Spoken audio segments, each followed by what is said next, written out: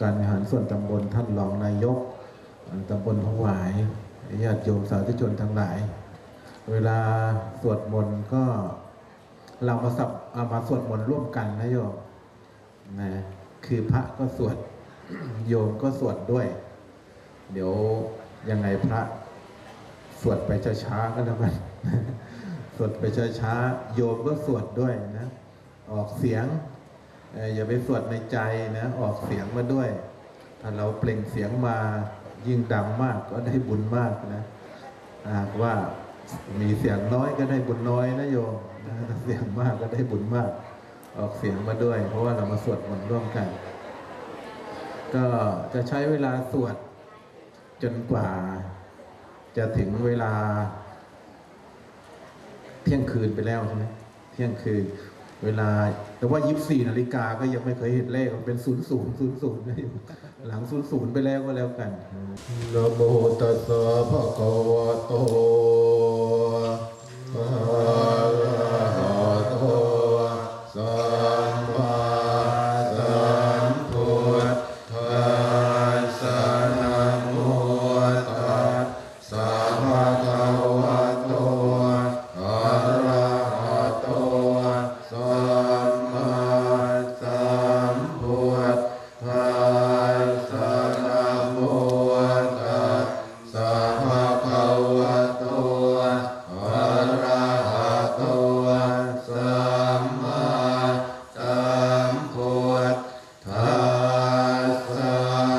พุทธังสรณังคัจฉามิธัมมังสรณังคัจฉามิสังฆังสรณังคัจฉามิทุติยมปิพุทธังสรณังคัจฉามิทุติยมปิธัมมังสรณังคัจฉามิทุติยมปิสังฆังสรณังคัจฉามิตติยมปิพุทธังสรณังคัจฉามิตติยมปิธัมมังสรณังคัจฉามิตติยมปิสังฆังสรณังคัจฉามิสัมพุทธิยอัตถวิยสัญจตวาตสัญจสหัสสเกยปัญจสัตตสหัสสานินามามิสิรสาอะหังเตสังฆัมมันจะสังฆันจะหันทะเลนันนามามิหังนัมมกาลานุภาเวนะหันตวาสัพเพอุปัฏฐเวอเนกาอันตรายาปิวินาสันตุอเสสะโตสัมพุทธิยปัญจปัญญาสัญจจตุวิยสติสหัสสเกยสัตตสหัสสานินามามิสิรสาอะหังเตสังฆัมมันจะสังฆันจะอาทะเรนะนามามิหังนัมมการานุภาเวนะหันตวาสัพเพอุปัฏฐเวอเนกาอันตรายาปิวินาสันตุอเสสะโตสัมพุทเทนะอุตรัสสเตอาคัจจตา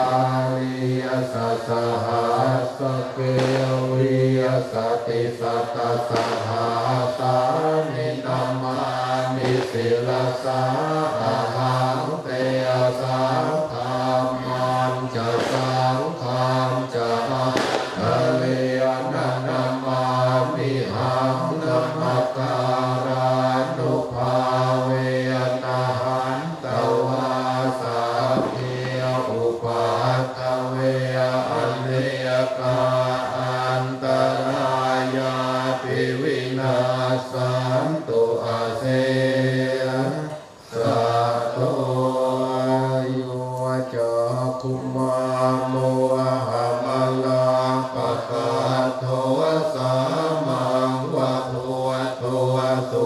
ตัววิมุตตัวมา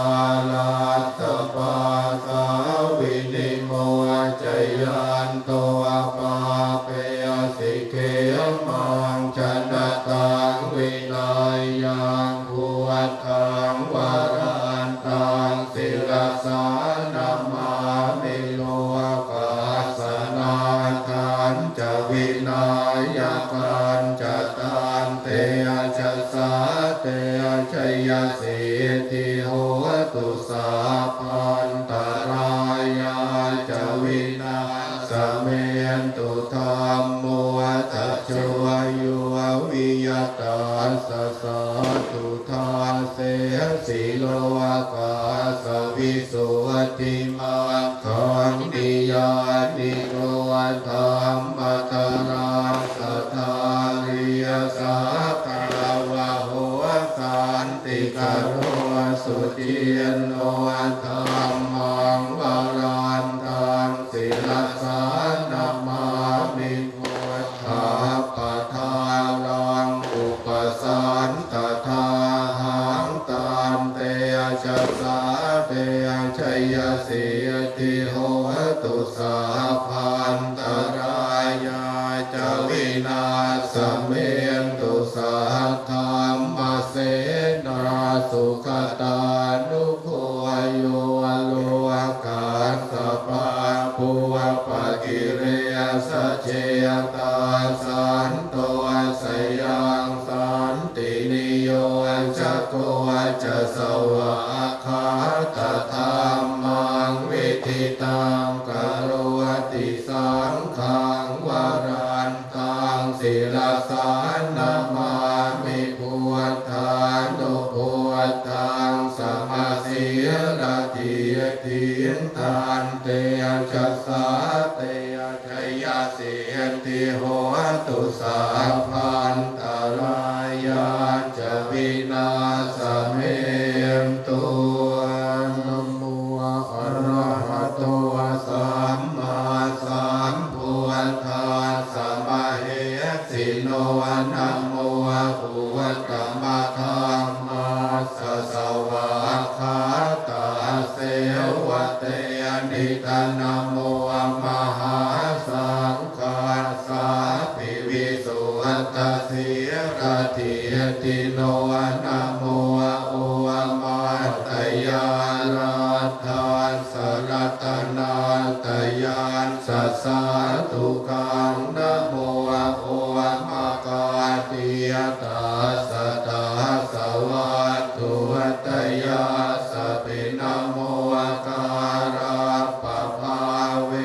นะวิคานจันตุอุปันทวานะโมกาลานุภาเวนะสุวัตติโหตุสัพพทานะโมการะสะเตเชนะวิธิมิโหมิเตชวาเสวนาจะภารานังปันติตานันจะเสวนาปุวชาจะปุวชนียานังเอตัมมังคารมุตตมังปฏิรูปเทสวาโสจะปุวเพยจะกตปุญญาตาหันตสัมมันปณิทิจเอตัมมังคารมุตตมังภาหุสัจจันจะเสปันจะวินัยโยจะสุเสกิโตสุภาสิตาจยาวาจาเอตัมมังคารมุตตมังมาตาปิตุอุปัฏฐานังพุทธทาราสสังฆโหอนาคุลาจะกัมมันตาเอตัมมังคารมุตตมังทานันจะธรรมจริยาจยันตกานา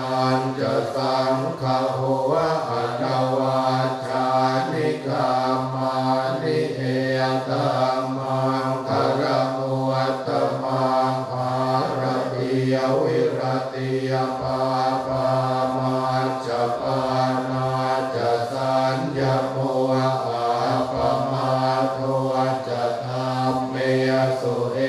ตัมมังคารโมตัมมังขวารวจะนิวาโตจะสันตัวเทียจะกตัญญูตากาเลนะธรรมาสวนังเอตัมมังคารโมตัมมังขันติยจะโสวัจจัสตาสมนานันจะทัสสนังกาเลนะธรรมัสสกาชาเอตัมมังหระโมตัมมังตโพจะพร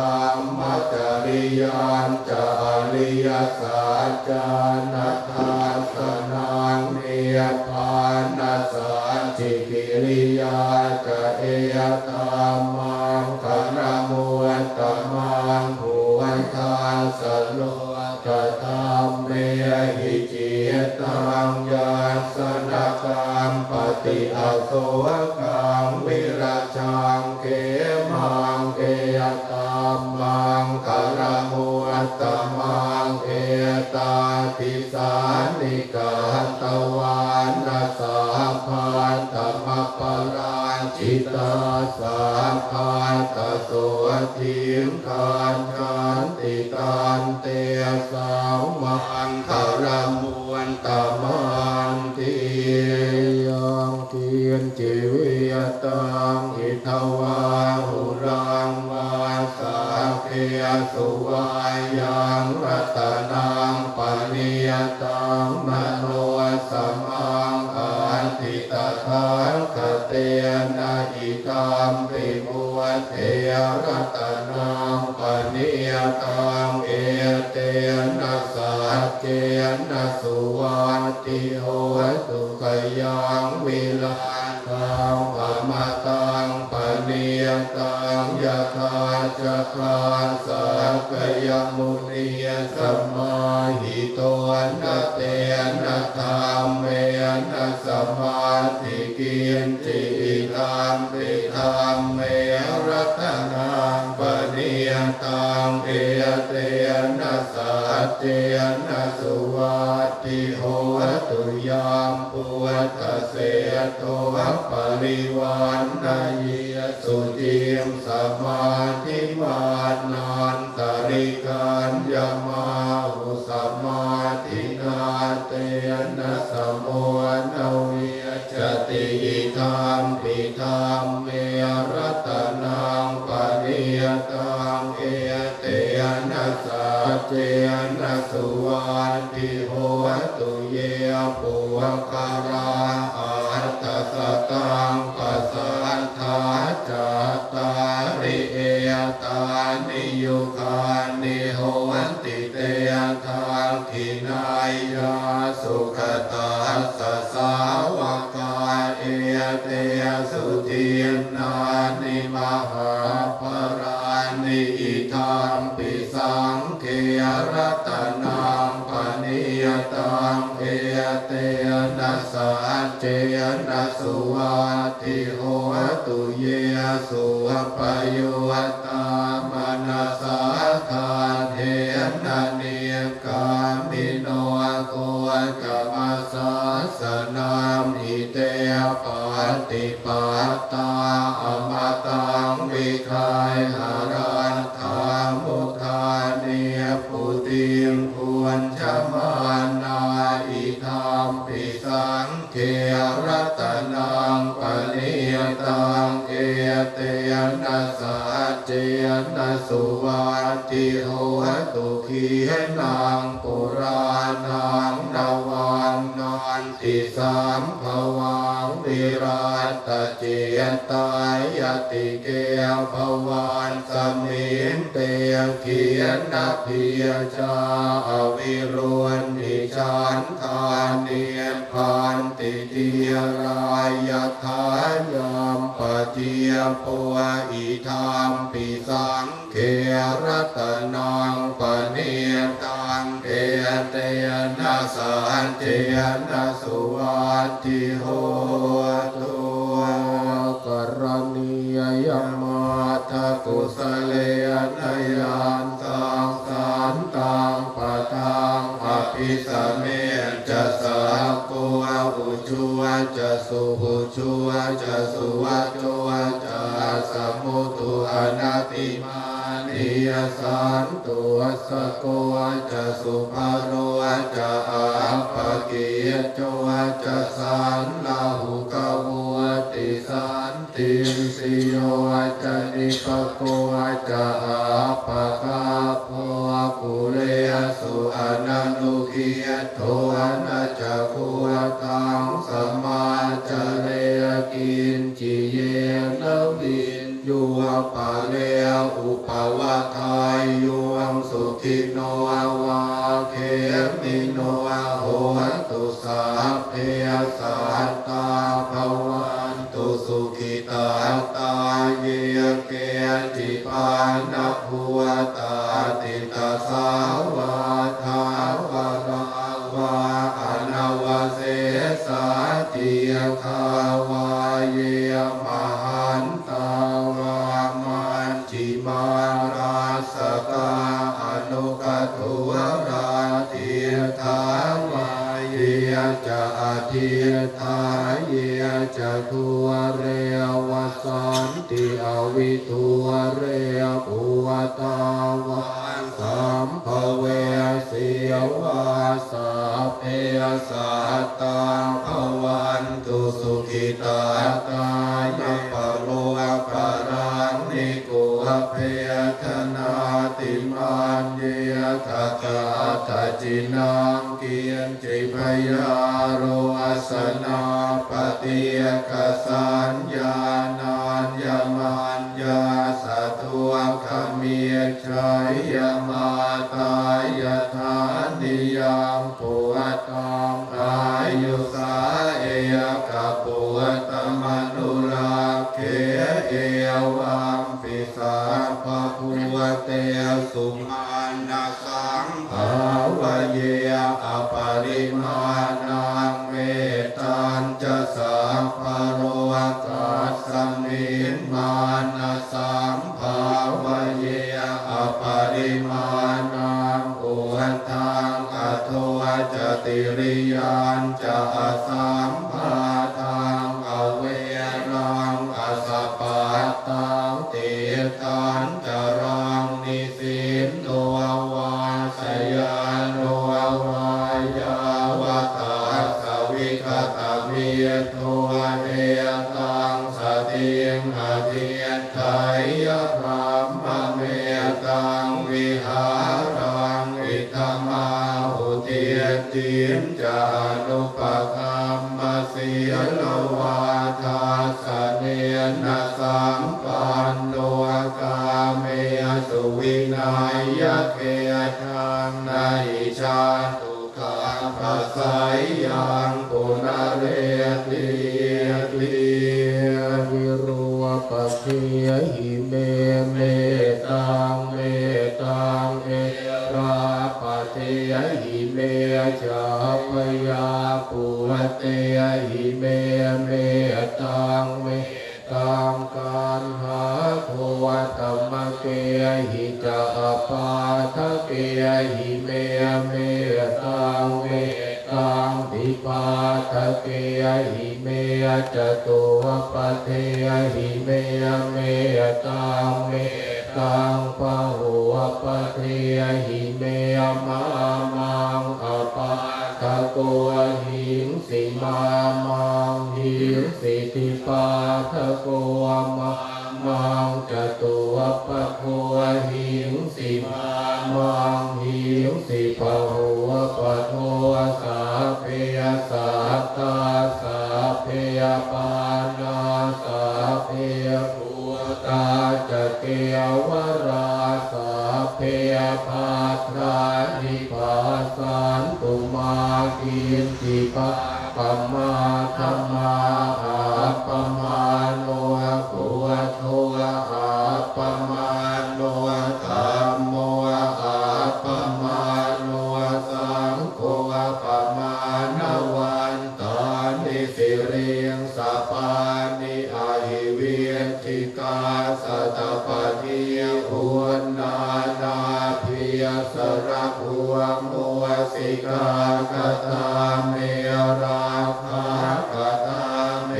ปะริยตาปฏิยกมันตุภูตานิโส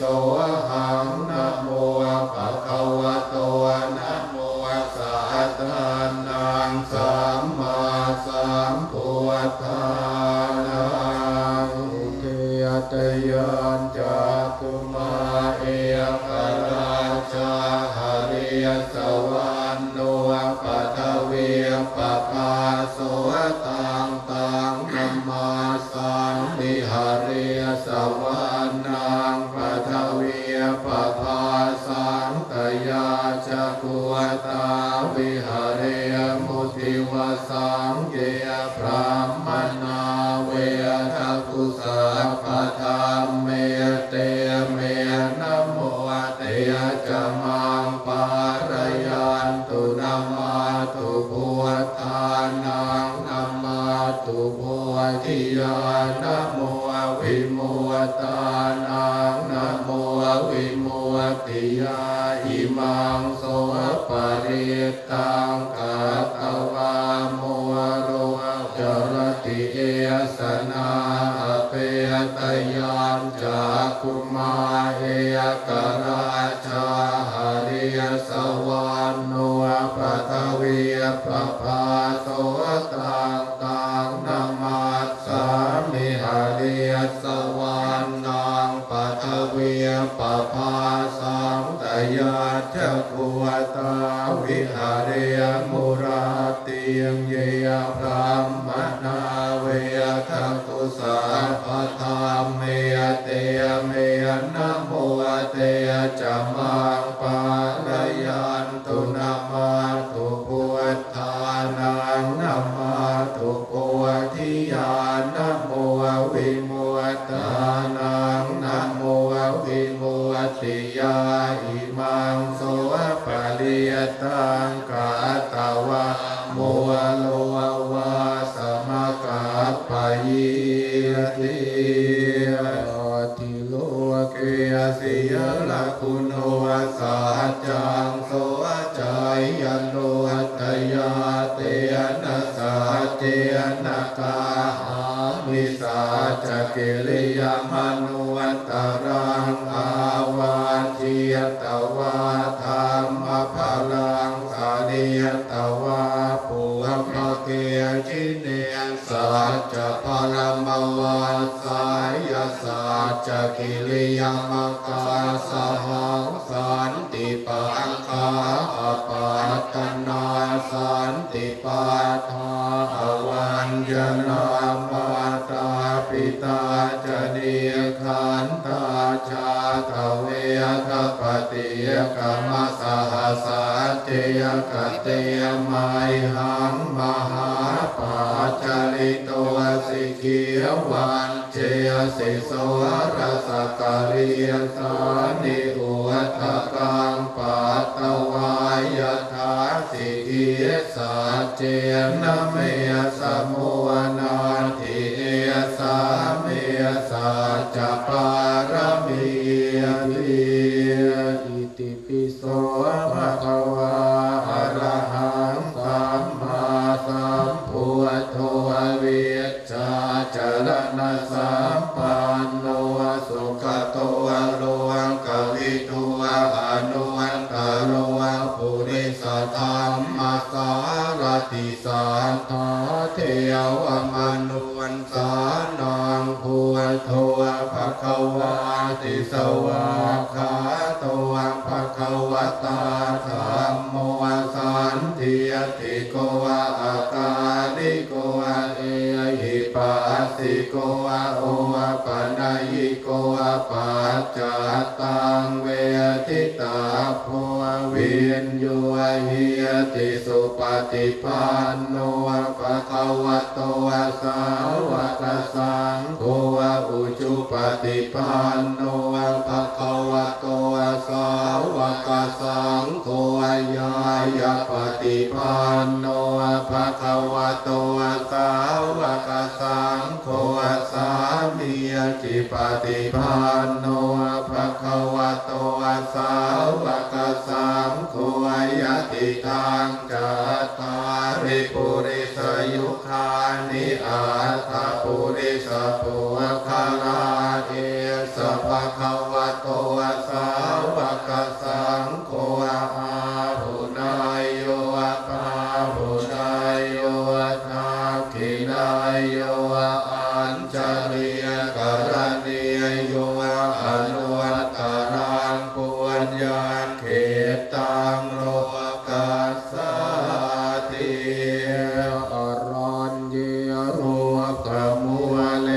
วะสุญญาคาเลวะเกียขวะอนุวัสสะเลตสัมพุทังปยังตุมหากโนสิยานุเจปุทังสรายาทโรกเจทังนาราสพังอัตถามังสลายาธานิยานิกังสุเรสิตังโนเจธรรมังสลายาธานิยานิกังสุเรสิตังอัตถสังฆังสลายาตปุญญาเขตังอนุวัตตรังเอวัมพุทังสรันตานังธัมมังสังฆังจะเพียขวะพยังวาจัมปิตาตังวาโรมหังโสนาเหตุสติเยวิปัสสิสนามาตุจักขุมันตัสสะสิเรยมะโตสิขีสปินามาตุสาภะภุตานุกัมปิโนเวสะภุสนามาตุนะหะตะกะสะกะปัสสิโนนามาตุกักขุสันทัสสะมาลเสนาปมาทิโนโกนาคมนาสนามาตุรัมมนาสวุสีมะโตกัสสะปัสสนามาตุเวปะมุตตัสสะสะปะทิอังคียรัสสะสนามาตุสักขยปุตตัสสะสิริยมะโตโยอิมังธัมมะมะเทเสสิสาปะทุอะคาปะโนทนังเยจาปิเนยปุตาโลเกยถาภูตังวิปัสสิโสเตชนะอภิสุนามหันตาวิยตสารทาหิตังเทวมนุสานังยานนามาสันติโกตมังเวชชาจรณะสัมปันนังมหันตังเวตสารทังเวชชาจรณะสัมปันนังพุทธังวันธามะโคกะมันติสยาสนาคตาพุทธาเจตวามะลังสวาหนังจตุสัจจาสัพพะละสังเกปิวิงสุนัลลาสภาตันหังกรันทโยพุทธาอัตถเวสตินายกาสาเพปฏิทิตามหังมาทะเกเตมุนีสลาสีเสปฏิทิตัวไมหังพุทโธธรรมโมทวิโลจเนสังโฆปฏิทิตัวไมหังอุเลสาภคุณาคาโรหัตเยเมอนุโลตัวสา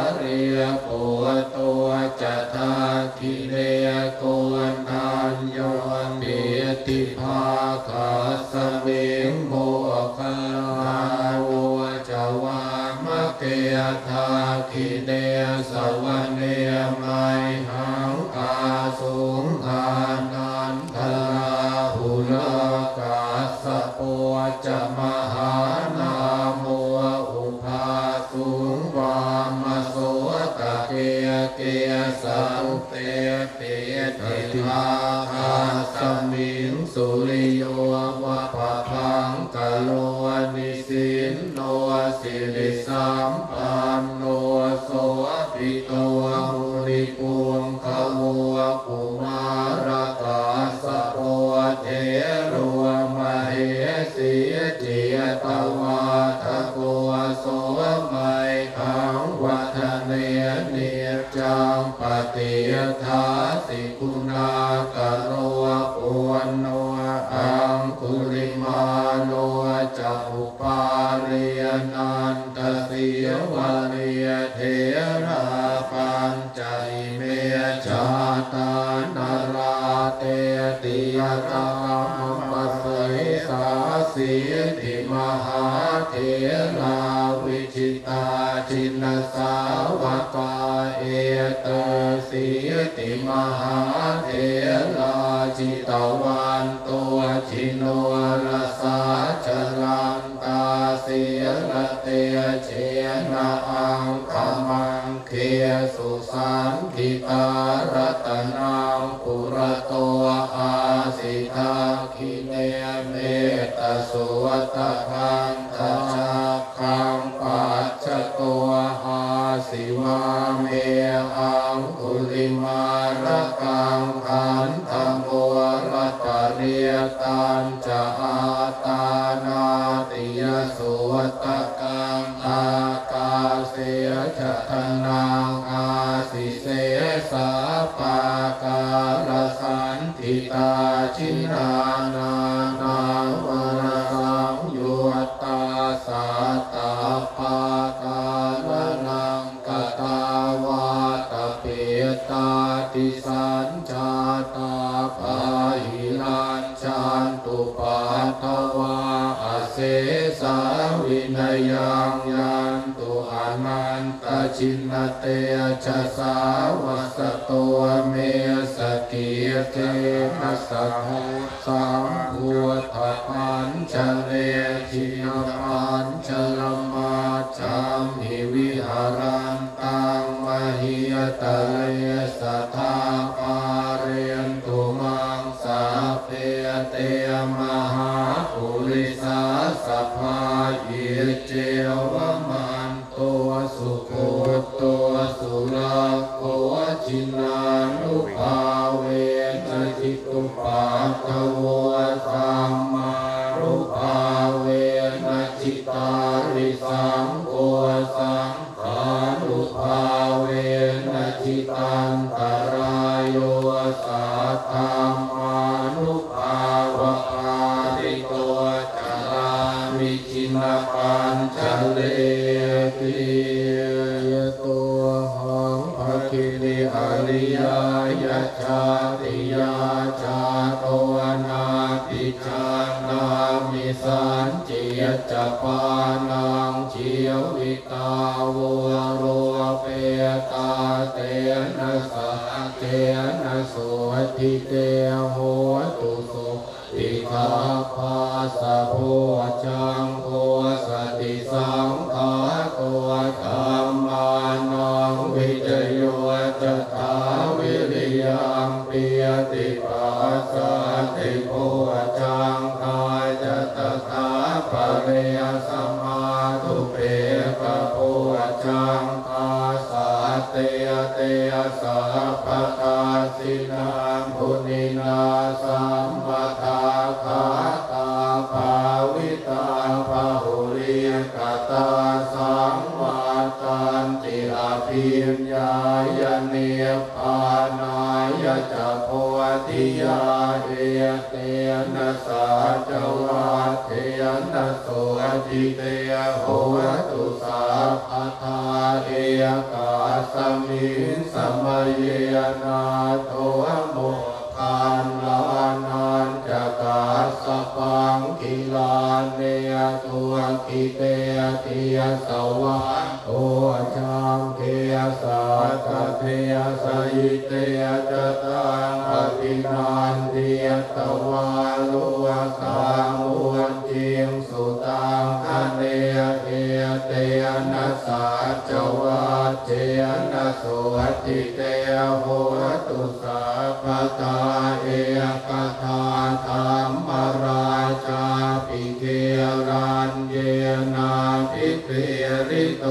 จุนตาเทเรนตานเยวะปนาเปตวานนาสาธรังสัมโม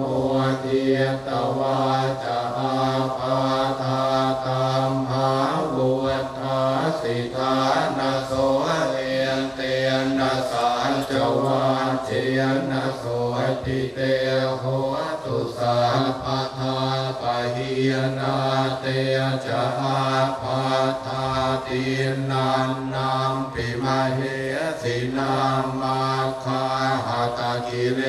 สาวปาตานุปฏิธรรมตังเอเตนะสานจวันเชนะโสติเตโหตุสาปทาเอวเมสุตังเอกังสมัยยังภควาสาวันติยังวิหารติเชตวันเนยอนาถปินติกาสะราเมยตาระโคภควาภิยคุอามันเตสิภิยขวติปตานเตติเตภิยคุภควโตปัจจาโสสุงภควาเอยตถาวจาเอตยภิยขเวเจโตวิมุตติยาเสวิตายาภาวิตายาภาหุริยกตายายานิยกตายาวัตถุกตายาอนุติตายาปริจิตายาสุสมาลาทายาเอก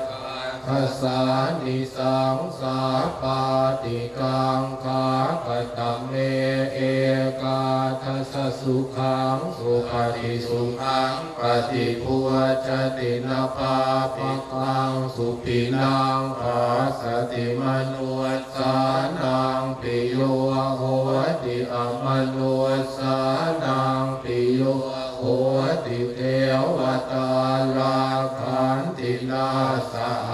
คิวาวิสังวาสัตตันวากรรมติตุวตังเกียตังสมาธิยติมุขวันโนวิปัสสิยติอาสัมมูลโหกาลังกโรติอุตตริงอาปฏิวิชันโตพระมลุกุวปะโควโหติเมตตายาภิยขเวเจโตวิมุตติยาเสวิตายาภาวิตายาภาหุริยกตายายานิยกตายาวัตถุกตายาอนุติตายาปริจิตายาสุสมาลาทายาอิเมเอกาทัสสานิสังสาปาติกังคาติอิตมวจะภควาอาตมนาเตภิยคุภควโตภาสิตังอภินันทุนติสกัตตวะภูวัตรัตนังโอสัตถังโอตมังวลังอิตังเทวมนุสานังภูวัตเตเชนะโสตินานาสันตุปัตตวาสาเพทุขาวุปัสสะเมนตุเตสากัตตวาธัมมรัตนังโอสัทธังโอตมังวรังปริราหุปัสสะมนังธัมมเตเชนะโส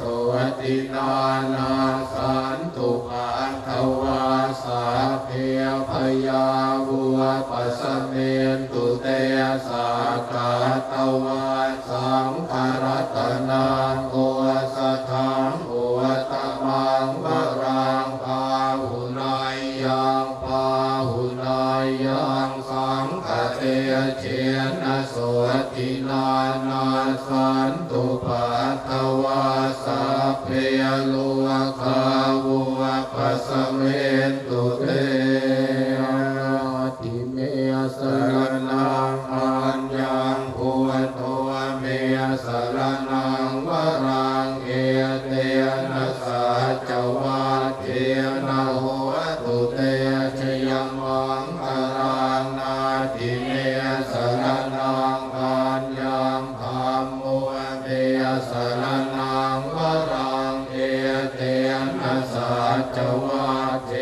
นะโหตุเตชยมังคารานาติเมสรณังอัญญังธัมโมเมสรณังวรังเอเต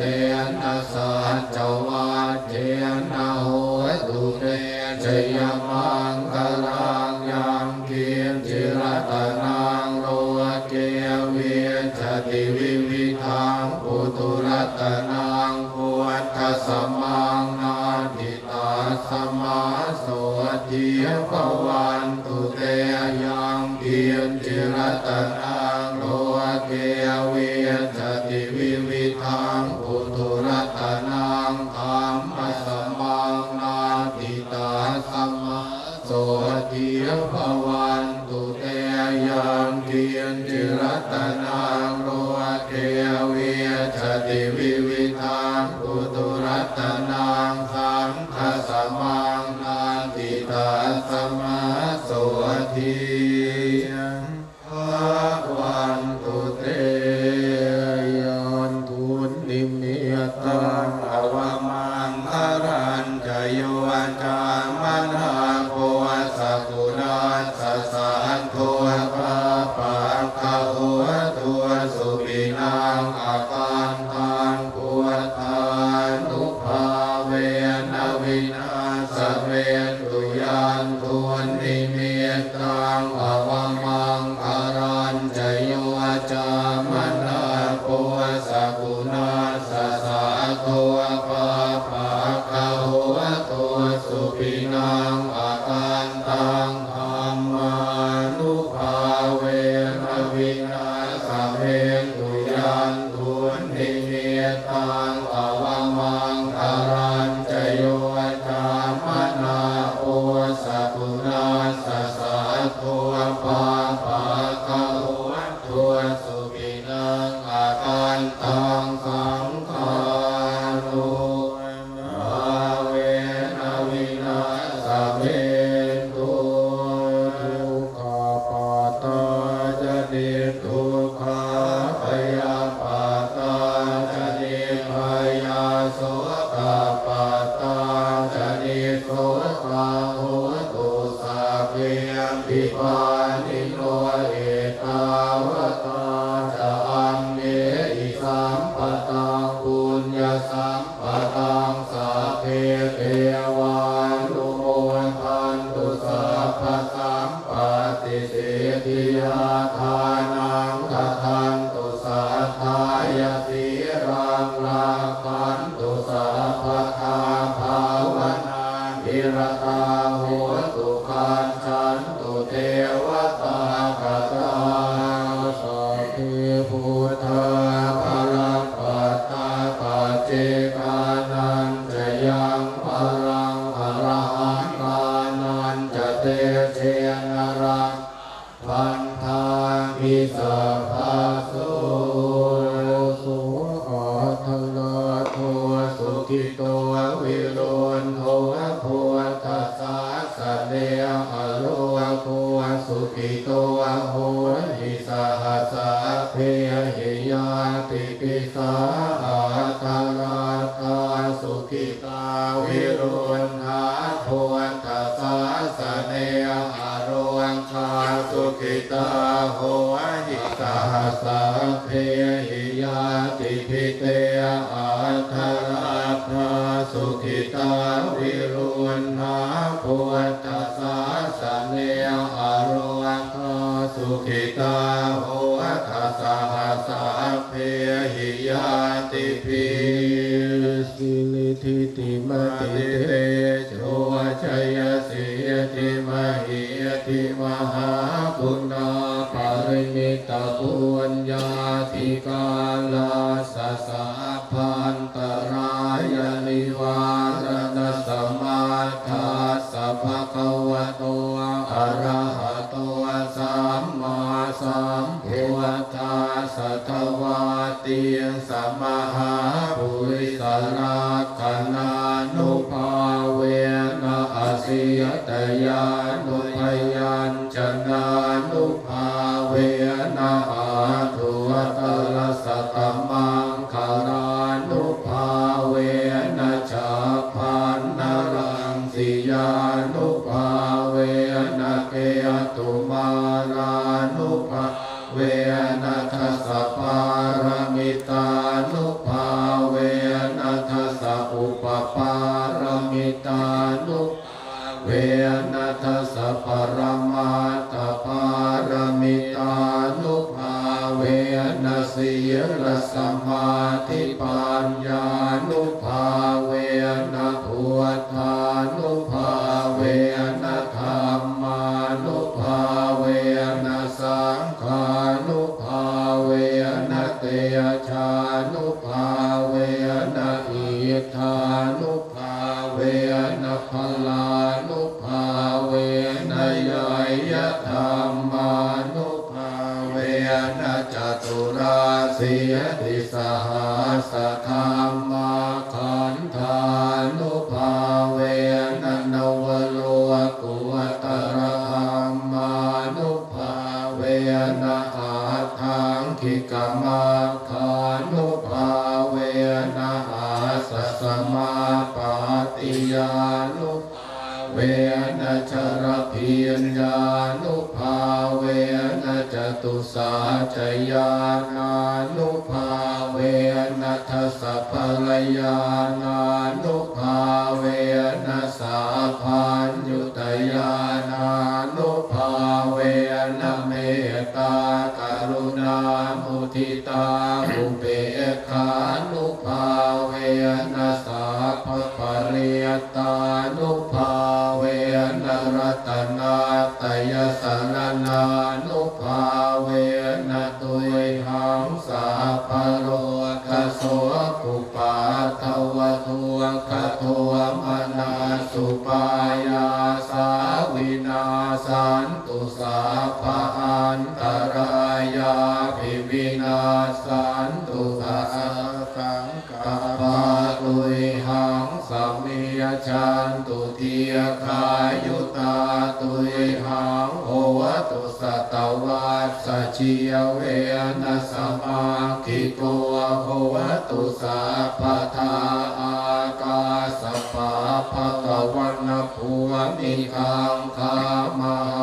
สมุทธาอาราคกาเทวตาสัทธาตุเมอนุราคันตุภวตุสาพมังคลังลาคันตุสาปเทวตาสาภพุทธานุภาเวนะสัทธาโสทิภวันตุเต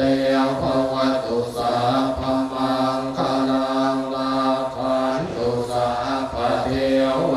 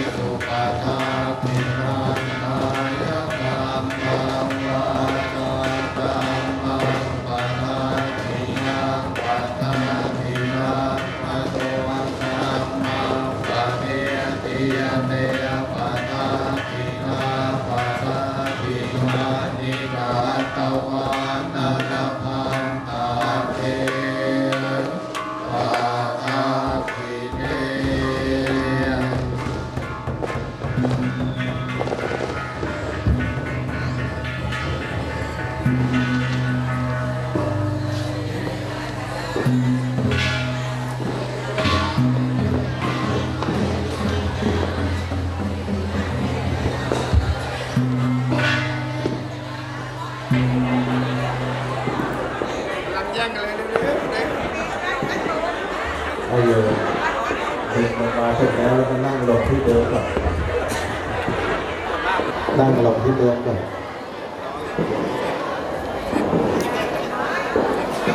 โยมเก็บเอาไว้ใช้สายสิญจน์เป็นมงคลนะเพราะว่าเห็นโยมนะมาที่วัดกันแล้วก็พาลูกพาหลานมาก็มาบอกว่าขอสายสิญจน์หน่อยขอสายสิญจน์มัดข้อมือคล้องให้ลูกให้หลานหน่อยคราวเนี้ยโยมมีสายสิญจน์ไปโยมก็เอาไปคล้องข้อไม้ข้อมือนะคล้องคอให้กับลูกหลานได้เลยนะญาติโยมผู้ใจบุญใจกุศลทุกคนทุกท่านวันนี้ก็คงไม่มีอะไรมากนะขออนุโมทนา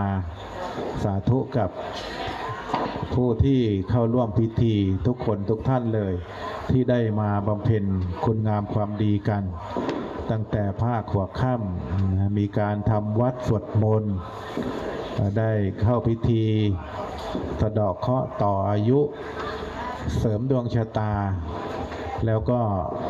ฟังพระธรรมเทศนาตลอดจนสุดท้ายนี้ก็ได้ร่วมกันสวดมนต์ข้ามปีระหว่างปี 2568 มาจนถึงปี 2569 ซึ่งเป็นปีใหม่นะต้องขออนุโมทนาทุกท่านคุณความดีที่ญาติโยมได้กระทำมาก็ถือว่า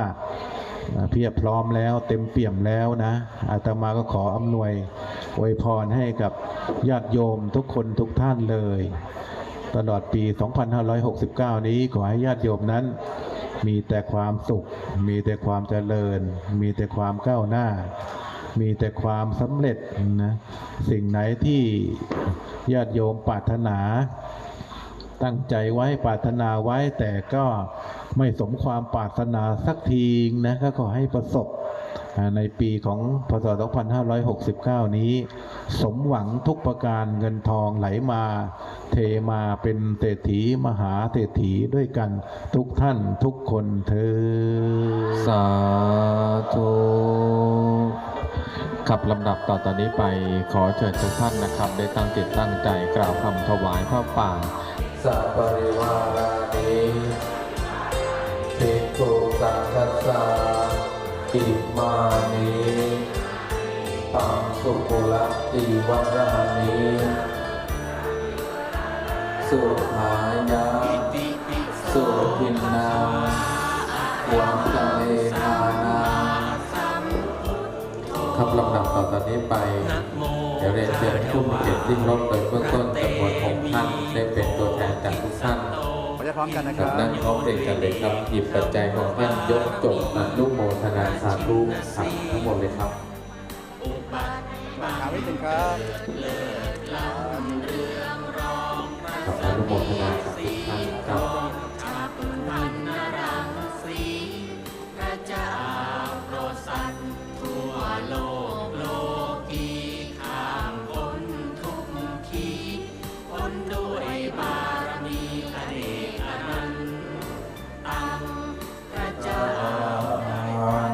เอวเมวะอิโตทินังเวตานังอุปกปติตาโรธรรมวัฏันติอายุวันโนสุขังอารายุวัฏโกทันทวาข้ามด้วยพระทุกคำข้ามด้วยพระอนัตตาให้ทุกท่านนั่งรอทุกคนครับในโอทุกคนเลยนะครับสิริมงคลเปิดโชคลาภเปิดสามารถทั้งร่ำรวยจะได้บังเกิดมีแก่เราทั้งหลายในทุกคนทุกท่านในวันนี้นะครับปีใหม่แล้วครับ 2569 นะครับทุกท่านจะได้สิริมงคลสิทธิ์ตามในวันนี้ครับที่ว่าเป็นสิทธิ์ของความสุขทุกท่าน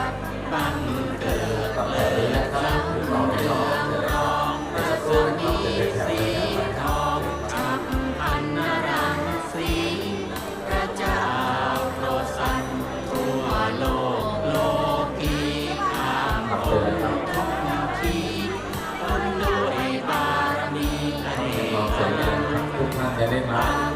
รับความสิริมงคลนะครับสวัสดีครับ เหนือรัตนบัลลังก์พระเจ้าข้ามฟ้า สักรูปหนึ่งนะฮะด้วยสัมภาระขอบคุณครับที่ให้ความร่วมมือและด้วยสัมภาระ ทองนำสัตว์ ผลไม้ลงคุณดำช่วยทำให้ไหวครับฟังนะครับเยอะเลยเยอะ ติดจัง ดูแลหมายดูแลรถก็โหเรา ข้ามด้วยพระอนัตตากุศลสัมปันโน ลูกเลยครับลูกเดียวครับเดี๋ยวนี้ลูกครับลูกมาหาผมนี่เลยมานี่เลยนะมานี่เลยครับมานี่ครับมานี่เลย โสภควาอะระหังสัมมาสัม กับกรรมการผลไม้เล่นมือลูกเองครับผม นะโมข้าจะไหว้พระสุวรรณสา มาเลยครับผมมานี่เลยครับมาเลยครับ โยด้วยเมตตาบารมี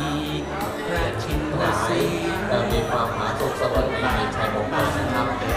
เลิศล้ำเรืองรองพระสมีสีทองชักพัน แล้วก็ถ่ายรูปได้เลยนะครับมาต่อได้เลยครับผมแล้วก็ถ่ายรูปเลยครับครับกับท่านจะได้รับผลไม้นะครับรับน้ำพระพุทธมนต์อันศักดิ์สิทธิ์จากหลวงพ่อพระครูที่บุตรพระนามผมดรครับปฏิทินหลวงพ่อเดิมวัดรับสังฆทานนะครับเห็นครับครับแล้วต่อไปเรื่อยๆครับต่อเลยครับต่อเลยครับผมต่อเลยครับ ฟังข้ามด้วย ได้ไวเลยครับ แก้วข้ามด้วยสำเภาทองนำสัตว์ลอยลงข้ามคน ทำเสร็จเลยครับ ฟังข้ามด้วยพระอาทิต ท่าน ย์ ไหนที่ยังไม่รับผลไม้ครับต่อแถวมาได้เลยครับ ข้ามด้วยพระอาทิ น่า ตย์ จะขอโทษนะครับทั้งหมดรูปได้เลยครับต่อมาด้านซ้ายมือเลยครับ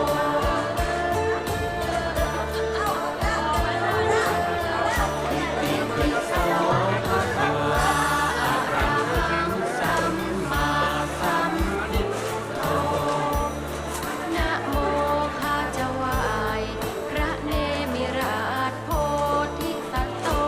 หินโยด้วยอธิษฐานบารมี ครับเดินไวเลยครับผมเดินไวเลยครับด้านหลังอีกเยอะครับผมจะได้ไม่ยืนนานนั่นคือท่านถึงโลกแล้ว